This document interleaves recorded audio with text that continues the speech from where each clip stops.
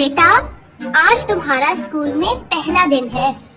अच्छे अच्छे दोस्त बनाना और किसी से लड़ाई मत करना और सबसे मीठी मीठी बातें करना। बेटा, तुम्हारा नाम क्या है? मेरा नाम लड्डू है। बेटा, तुम्हारे वालिद का नाम क्या है? मेरे वालिद साहब का नाम गुलाब जामुन है। तुम्हारी अम्मी का नाम क्या है? अम्मी का नाम चमचम है। अच्छा, तुम्हारी बहन का नाम क्या है? मेरी बहन का नाम बर्फी है। अच्छा, ये बताओ तुम लोग कहाँ रहते हो? हम सब मिठाई के डब्बे में रहते हैं। बेटा, ठीक और सीधे जवाब दो और जो तुमसे पूछ रही हूँ उसका साफ साफ जवाब दो। अब ये बताओ कि तुम बड़े होके क्या करोगे? निकाह करूँगा। मेरा मतलब क्या बनोगे? दूल्हा बनूंगा।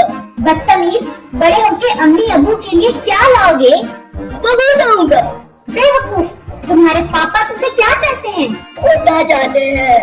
अरे पागल, तुम्हारी जिंदगी का क्या मकसद है? शादी करना।